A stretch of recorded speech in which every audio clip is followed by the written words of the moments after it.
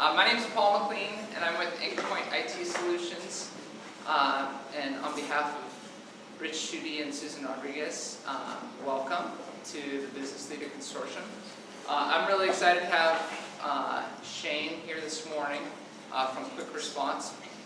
I think I met Cheyne through one of these events and have gotten to know him a bit, and I would say we share similar challenges as we both respond to different types of disasters.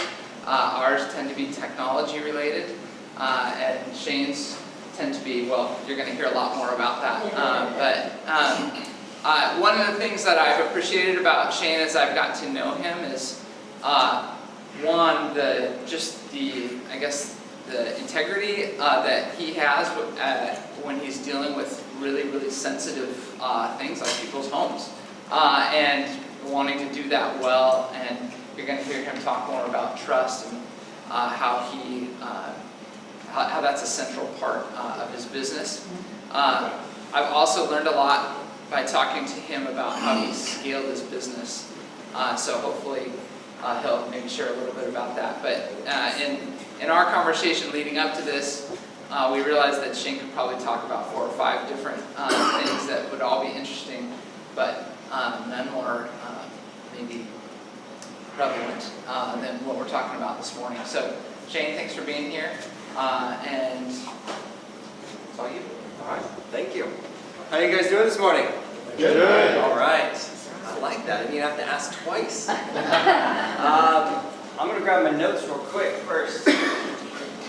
But what I wanted to discuss today, I was trying to think of what topic would be most relevant for everybody, and obviously the disasters are on everybody's minds. So that's something that we all have in common, being local here in the area. And using that, we can transition into what has made the response to the disasters successful.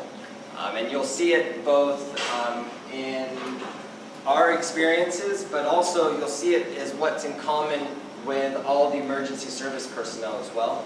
And you'll find that the key is trust. No one questions when the fire department shows up if they can trust them. No one, at least in this country, questions when the police show up if they can trust them. And that trust allows people to move quickly and allows people to move efficiently and get things done. In looking at this, what I've found is that not just in this situation, but in business as a whole, if you take that trust concept and you apply it across business, the business can move efficiently, can move quickly, it can grow and be profitable. And so that's the topic that we're going to go over today. And I'm going to try and stop along the way and ask questions, but feel free to raise your hand or interject at any point, and we'll make this as interactive and interesting as possible. All right, any questions? Cool. The quote I wanted to start with was from Zig Ziglar, and it says, "If people like you, they'll listen to you, but if they trust you, they'll do business with you." And that really is the key. So let's just start a little bit about what we've been dealing with, and this will be our first example of how trust can really drive business. I pulled a list from the CAL FIRE website of the top 20 most destructive California wildfires. The 4 that I highlighted in yellow all have happened since October, and we've responded to all of them.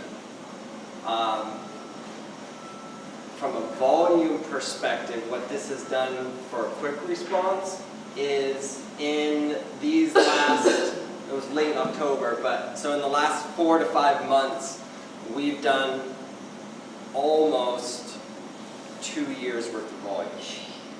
Year and a half to 2 years, and we're going to see where it ends up.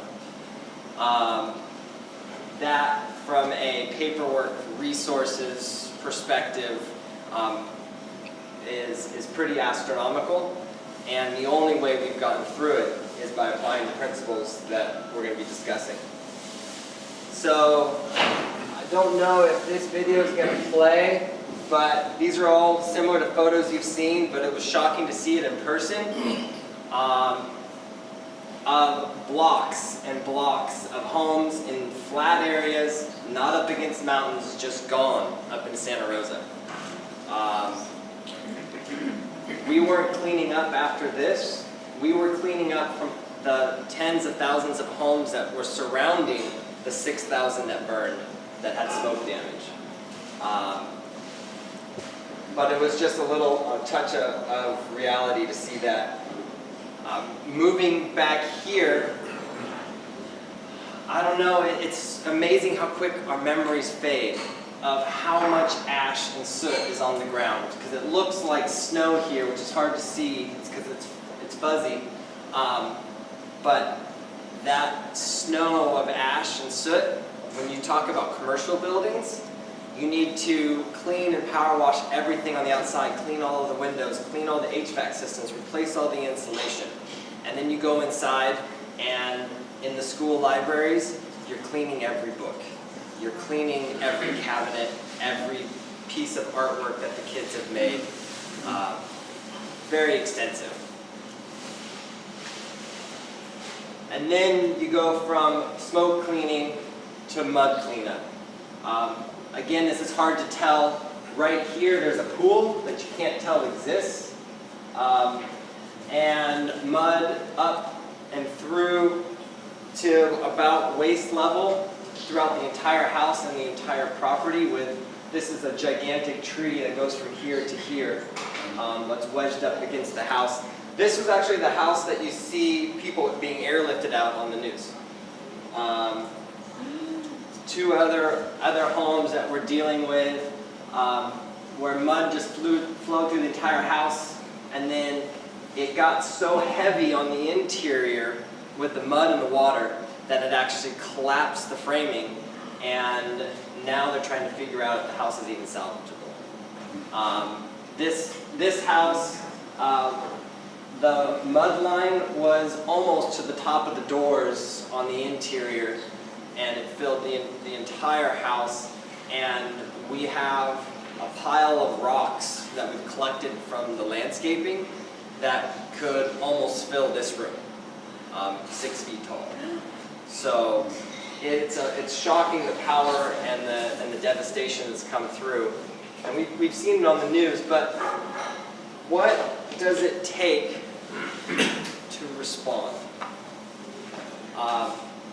With all of the work that we've done, we've maybe done 5 estimates in advance. Everything is done off a signature and a handshake and a look you in the eyes and I trust you and that you're going to treat me right. Because there's no time for paperwork. Everyone that does estimates is project managing. Everyone that is, and it goes all across the board. All of my estimators are project managing and helping people get back into their homes. All of my vendors don't have time to do estimates. They just need to get in and get it done. The entire process runs off of trust.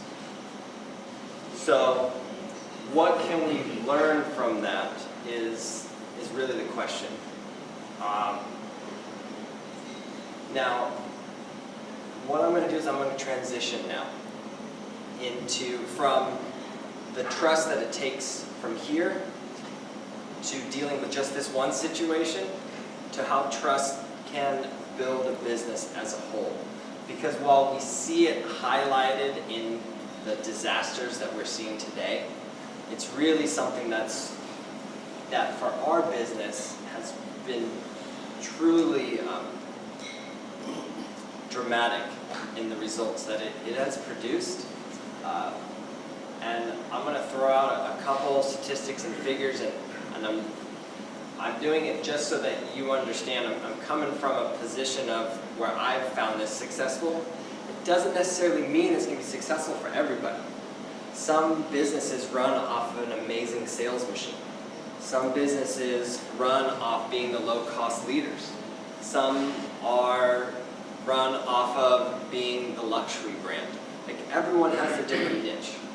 But our niche that we've found is being a trust-based business. So I'm going to just run through some of my principles that have driven us. And if some of them can apply to you and your businesses, I'm going to do a couple exercises along the way and we can see if we can make that work.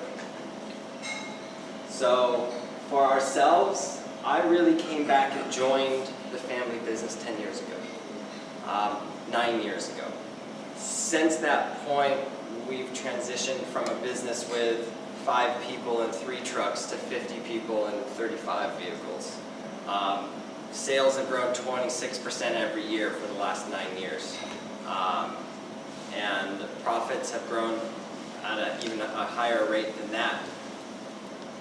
But I bring it up because this all happened and we do not have a salesperson. We don't have one person that's out there doing marketing. It's all growth from the machine and the engine driving itself and customers coming back because of the feeling and the way they have been treated. So the next quote for this section is going to be from Ernest Hemingway. The best way to find out if you can trust someone is to trust them. Trusting goes 2 ways. The first quote is people have to trust you if you want to grab their business, but you also have to trust them. And the only way to build that trust is to start with trust. And it can be painful and you can get burned, but you got to start at that point. Everything we're talking about can be summed up in this one slide, which is not showing very well, is it? We're going to talk about customers, vendors, employees, and yourself as the 4 sections of where you can apply trust in your business. And we'll roll through them this way. And if you want a copy of this, I can send you a copy of it later. We're going to start with a little exercise. This is also a networking event. So I want everyone to pull out their wallet.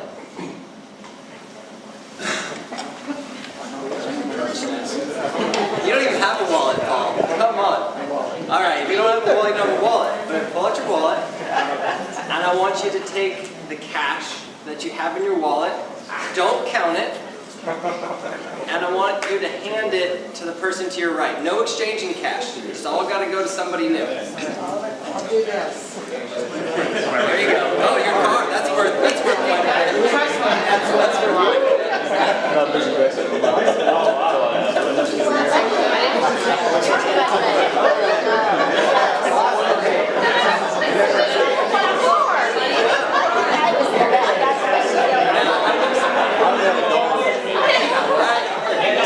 You got to take that, stick it in your pocket. Don't just hold on to it, stick it in your pocket. And put your wallet away. Put your wallet away. Everybody, now you know a little bit more about each person in this room. Not just in how much money they carry, but how difficult was it for you to do that and take that money and pass it across to the person next to you? On a scale of 1 to 10, how many people were six or less? Whereas a 10 is it was easy. Oh. 6 or less, it was not a big deal just to grab it and pass it off. We're now confused. I mixed that up. Sorry. 1 to 6 is going to be that. Make sure I say this right. A 1 to 6 means that it was very difficult to pass it off, and a 10 is it was super easy. So 1 to 6, a 7. Oh wait, 1 to 6. 1 to 6 is hard. Pass. Yeah, it was very difficult. 7 is getting easier. An 8 would be even easier. A 9. And 10s. Now, this isn't really a fair test because A, many of you know each other.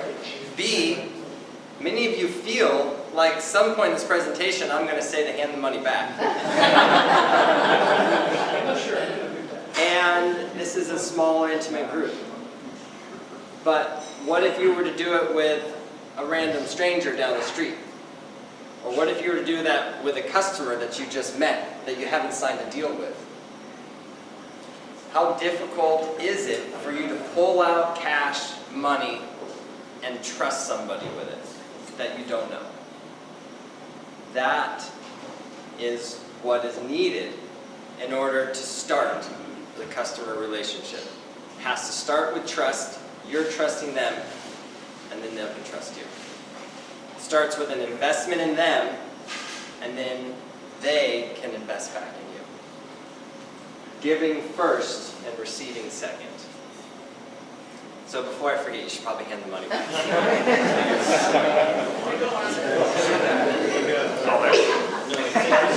My mom is likely to carry a lot of cash. For me, if I have 20, 30 bucks,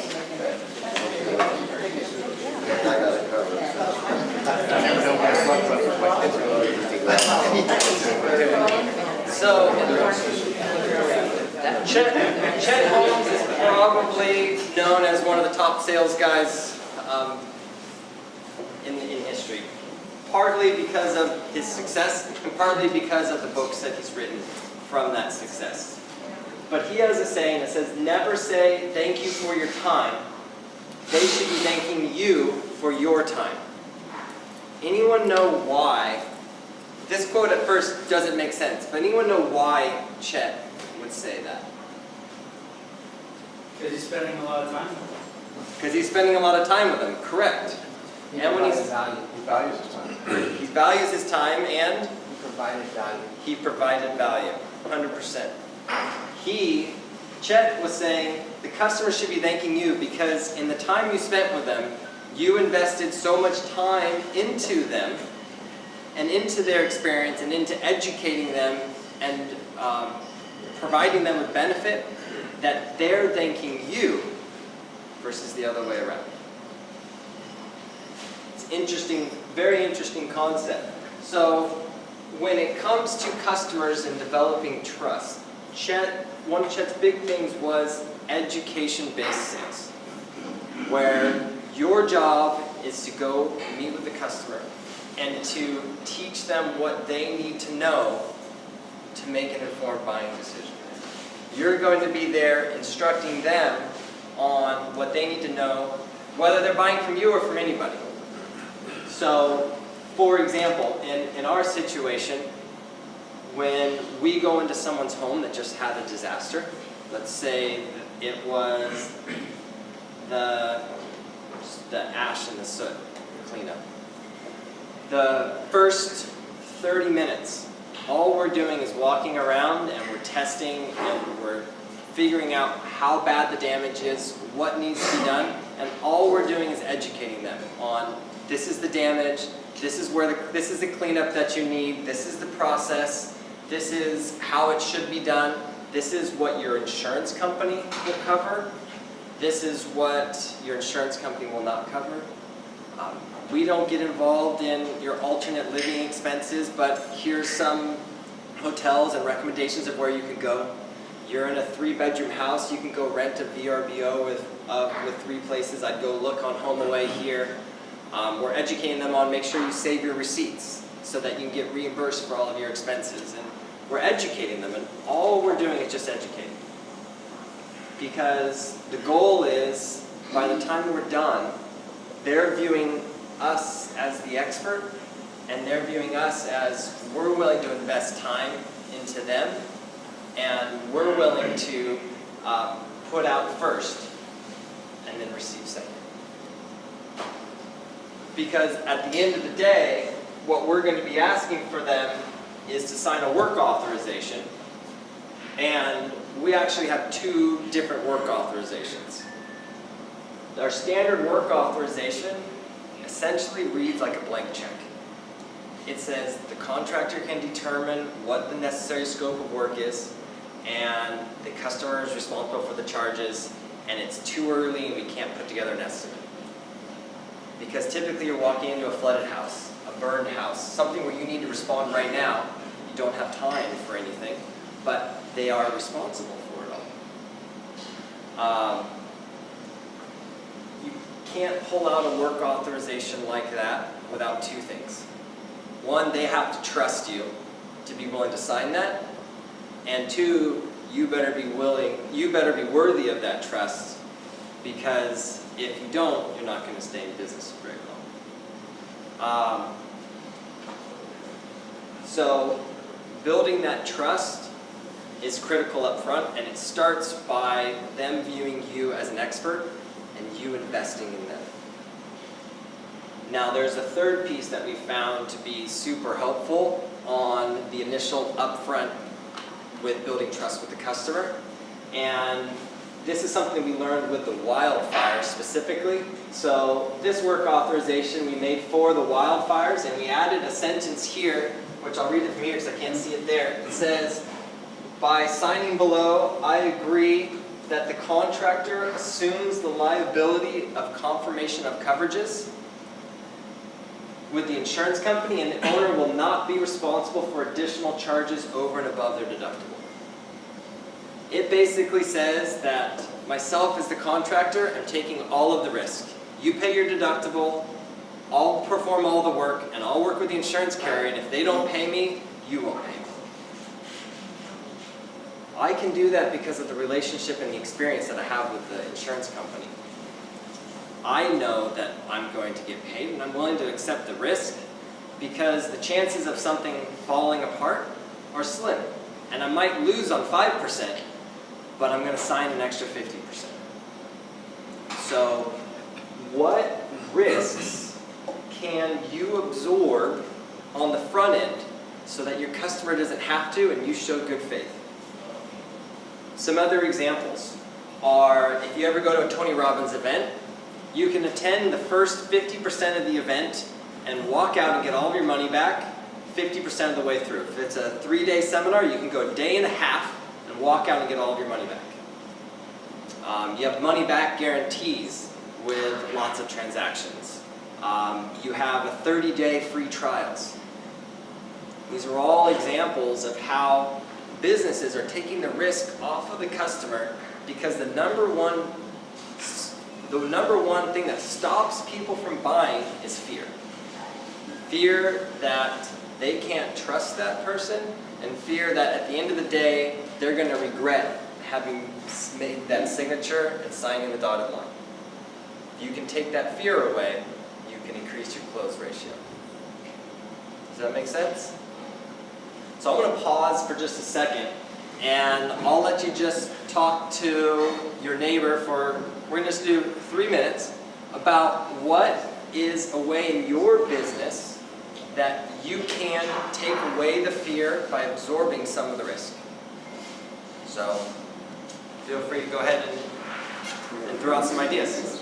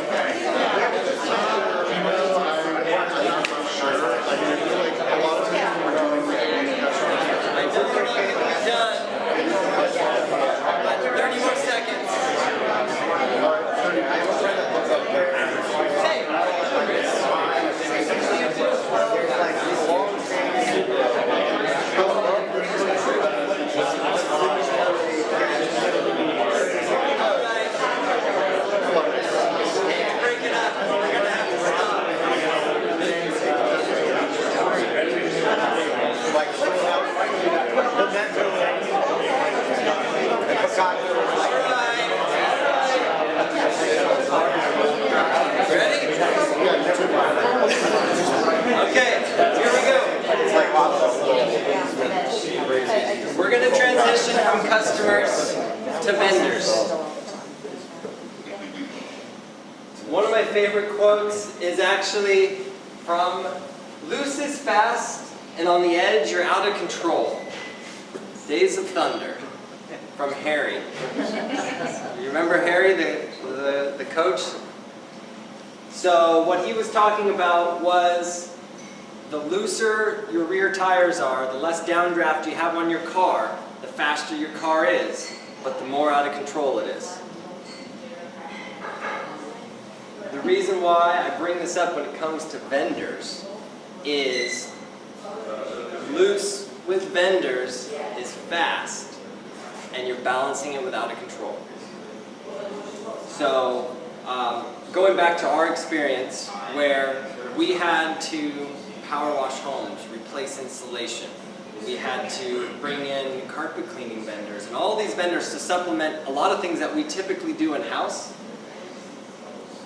All of that work had to be done without contracts, without estimates, because there's no time. Loose is fast. You're on the edge of control. So how do you keep that control? That control goes back to trust. By using vendors that we've built up relationships with, by using vendors that I know I can call them up after the fact and go, hey, your estimate is 10% high, can we bring that down? No problem. Those calls I can make any day of the week to any of our vendors, and we can work on pricing, and I know we can come up with a solution where they make money and we make money and it's balanced because we've built that loyalty and that trust. So it allows us to move quick and efficient, and Hey Shane, can I ask a question? Yes. So that's a great example. And you know, when you say that you've got these relationships that are already built up, no problem. You can bring those people to a new customer and you can trust that the job is going to get done. Okay, so what happens when you get to that edge now and you need to go get that new vendor? And meantime, you've got a brand new customer that the only way you can serve is by bringing in somebody new. Are you going to extend that I'll trust my vendor first concept and then cross your fingers and hope that they do a good job for that new client? Where does it work on that edge? So there's two pieces to that. One of them is on quality and one is on pricing and contracts. What I'm talking about more for us is on the pricing and contract side, not on the quality side. Because on the quality side, you are right. There are times when you're going to have to go and trust a new vendor that they're going to do a good job. And it comes down to a quick way of vetting them. And the way we vet them is I ask our existing vendors who their best competition is.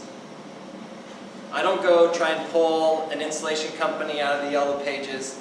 I ask my insulator, who's your best competition? And I'll go and I'll work with them. That's just an example of how we find our new vendors. And it helps on the quality issue, but again, that's a risk you are going to have to take.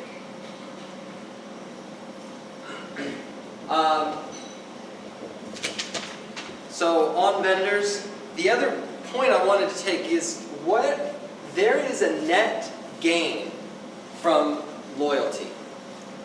What is the cost of estimating and sales? And you're going to find it adds up pretty quickly.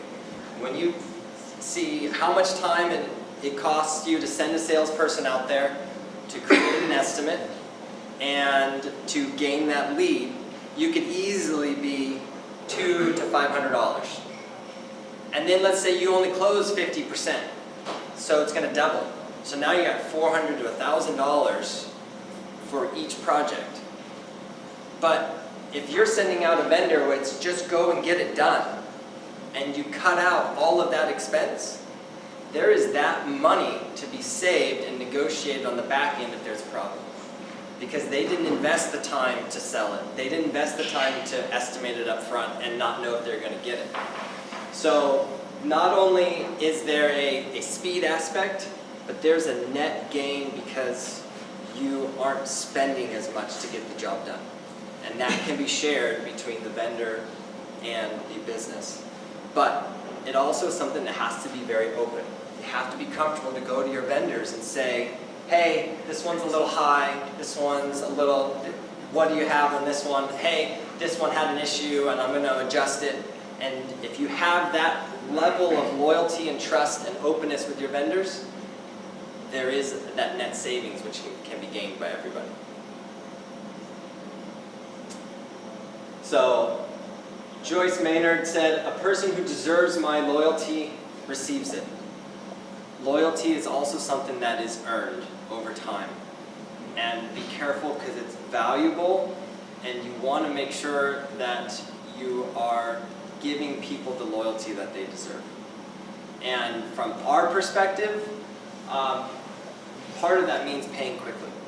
So a little thing is all of our vendors get paid within 2 weeks, all the time, because even whether or not we get paid, most general contractors or people in our business pay when they get paid. And insurance companies can take 30, 60, 90 days.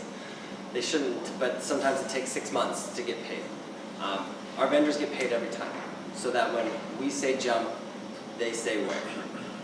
I don't like how high, because not everyone can jump how high. Now, any questions on vendors before we roll over? Because I realize I'm running short on time and I still have 2 more bullets to cover. Yeah? Have you fired vendors and had problems with them in the past, and how do you deal with that? Have we fired vendors? Typically we quit.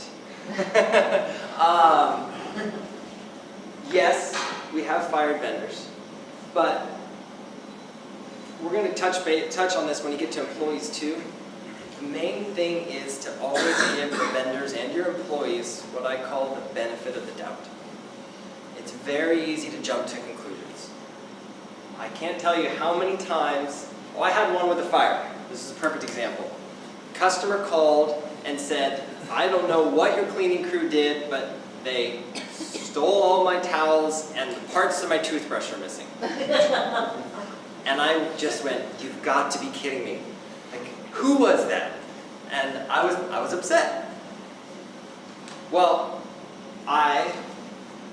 having gone through this many, many, many times, said, "Okay, I'm just going to stop. I'm going to get the story first."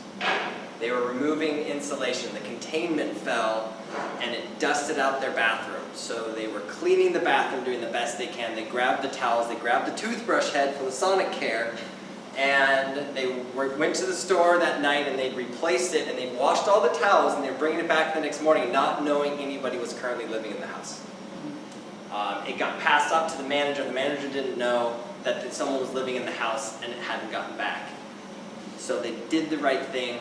Communication broke down. I was upset. I shouldn't have been upset. That right there, a yelling session at an employee will break that trust real quick. And the same thing with a vendor.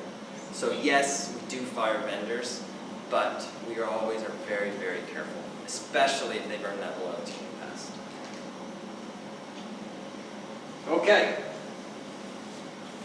The secret of living is giving. Tony Robbins quote. When it comes to employees, giving is a place to start. And the benefit of the doubt is actually the biggest way that you can give to your employees.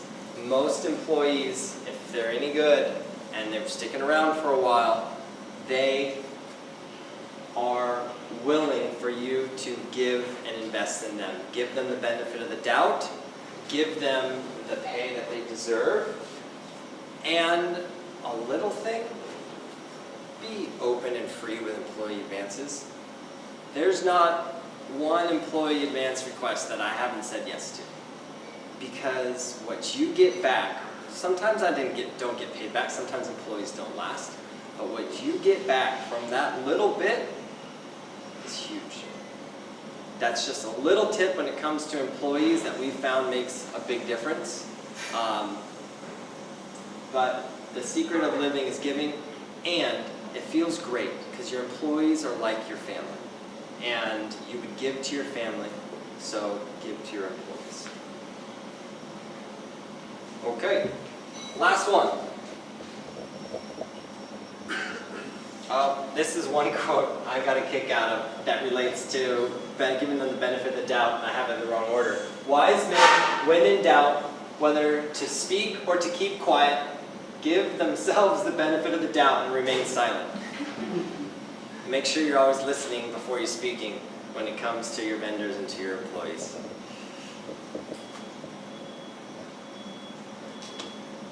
The last spot for you to apply trust is in yourself. The quote from Neil Walsh, life begins at the end of your comfort zone.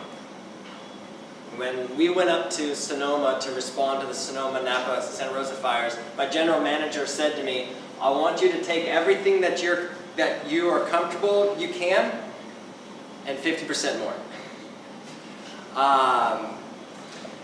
You got to continue to push yourself with what you're comfortable with in job size, in job quantity, in unique situations, so that you can become that expert. And if you trust in yourself, you'll be astounded at what you can actually do. Things are scary until you've done them before. Once you've done it once, then it's half as scary the second time, and by the third time, that feeling's gone. So trusting in yourself will allow you to push yourself and get the growth that you're looking for. So that's it. That was all that I had, but does anyone have questions? No? I do. All right. Question regarding the continuing debris flow Mhm. cleanup. How active are you at right now? I'm hearing people are being told to wait to do anything on construction and that. And I know most of your work is the cleanup side, Mm-hmm. where the house is still standing. Or how many homes are you working on right now? So we're working from the mudslide, we're working on dozens of homes. Most people are taking it, are just continuing in the process. Some are putting on hold. What you'll find is customers are falling into three categories. They're either scared of the insurance company, the insurance process, the mud in general, and their house is sitting filled with mud. I have a couple customers that are sitting there filled with mud, frozen, won't do anything. There are those that are cleaning it out and getting the permits and everything ready to rebuild, but aren't pulling the trigger on rebuild. That's where the bulk of them are. And because there's a demo phase, there's a getting the mud out, then there's a demo phase, then there's a cleaning phase, a clearance, and then it's ready for, and permits, and then it's ready for rebuild. And then there are a few that are just full throttle, getting it done. And it really comes back to different people, different types of people, and their trust in the whole process. But you will find, what I have found is that the most successful people are the ones that are, and the happiest people are the ones that are just moving. Because until you get that mud dug out, until you get it demoed and you start to see the light at the end of the tunnel, you're stuck in this scared and afraid stage. And the happiest customers are the ones that are moving, regardless of the risk. Moving. Fine. Moving forward in the progress of their house, not moving locations. Not moving locations. Yes. So I'm an operations and finance guy. I'd be really curious to hear about how you ramp up for an unprecedented event like this. I mean, you have a business in town, you have a certain number of employees and trucks, and you respond to a certain number of small disasters, but something of this scale, how do you scale up your organization to address that? Right. So to scale the business, we have to figure out what we are comfortable and what we're not comfortable with. We drew a hard line that we don't go to temp agencies. So we're not hiring temp agencies to bring in temp workers, because that would violate our trust that the customer is investing in us. But what we do is we put out the call to friends of employees. We put out the call to our vendors and push all of our vendors to do the same thing for them. And we're growing with people that we know. And it's amazing what you can do if we never, I'm not gonna say never, we probably have sometime in the past. I can't remember the last time we ever posted an ad for employees. All of our employees come from people we know, people that our employees know. If you put that word out there that, hey, we're looking for someone, you'd be amazed at how many people come up, and they're pre-vetted because people are recommending people that they know. So that's the bulk of it. We went from 50 employees up to 140 employees at one point, and our vendors have just exploded as well to keep up. And our credit lines have exploded as well, if you're in finance. That'll make sense. And aside from just bodies to do the work, what about all the internal operations? So internal operations, we had to bypass our existing systems. They were too structured and too detailed because we typically are dealing with a wide variety of situations: fire, flood, biohazard cleanup, asbestos, mold. Like, we have this huge set of services. So what we have to do is we had to create a streamlined process specific for the fire and specific for the mud. So we got rid of our CRM software, didn't get rid of it, we pushed it to the side, and everything was tracked on online Google Doc so that everyone could update at the same time, and it had all of the steps that need to be done in the order that need to be done, and we were plugging and playing, and we ran it off of, we're still running it off of that Google Doc, and then we'll transition back to our standard software.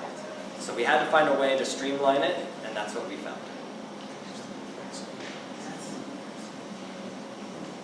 Yep. I'm curious on the workflow with, you mentioned the insurance companies and the homeowners, and sometimes that can be delayed. What about the FEMA, and what kind of interaction are you seeing with that? So FEMA is tough, is the best way to put it. FEMA is tough, FEMA is slow. But it does work. Now, there's FEMA breaks into two sides, and Susan could probably speak to this. She's going to look at me if I say something wrong. But from my experience with FEMA, you have FEMA, which is coming in to support people that don't have insurance coverage, and you have FEMA, which backs flood insurance. The FEMA that backs flood insurance is what we have experience with. The FEMA that's coming in and just helping a disaster zone, I don't have experience with. But the FEMA that backs flood insurance is a very different process than your standard insurance process. And if you try and approach it with your standard process, you're going to lose out on a lot of coverage. So just make sure you get someone that's seen it before, or if you know someone's dealing with it, make sure that someone has dealt with FEMA flood insurance before, because it's very different from a paperwork perspective. Yes? How much of your new business comes via insurance company relationships versus people either picking up the phone or finding you on the website, which the website is actually pretty good? Oh, thank you. We get about 10% of our work through insurance programs, where they're referring it direct to us. The bulk of our work comes from previous clients and or website, Yelp. Like, we just get kind of a sprinkling all across the board. And a bulk, probably 40% of our work, 50% of our work is commercial, big commercial clients. Gotcha. Any other questions? Well, I would say thank you for my time, but I'm not supposed to say that. Thank you. So,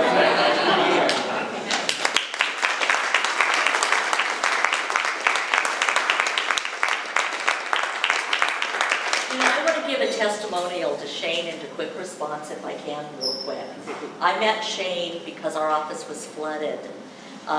We had a coffee vendor that came in on our second floor of our building, and somehow the line that was put in failed, and we came in the next morning and water was downstairs on the first floor, through the ceiling. Computers, 50-some, 60 people, And we called QwikResponse, and Cheyne and Steve, his father, came over and took care of everything. And here I am, an insurance broker, and I was so happy to have, him talking to the insurance companies for us. You know, when you are the one that is stressed out because you have damage, it's really nice to have somebody that advocates for you. So always love to tell that story. So we appreciate that very much. Just gonna let you know what we have next month. We have Henry DeGraw from the Pacific Coast Business Times. He's here today, and he's a publisher, and he's going to talk to us about the business climate here in our local area, a lot of the financial and banking areas of the business, and it'll be kind of fun to hear that. You have a sprinkling of a lot of experience with the businesses. Little finance, little tech. Yeah, so that's going to be next month on the 19th, April 19th, here, same time, same place. Great, thanks all for coming. Thank you.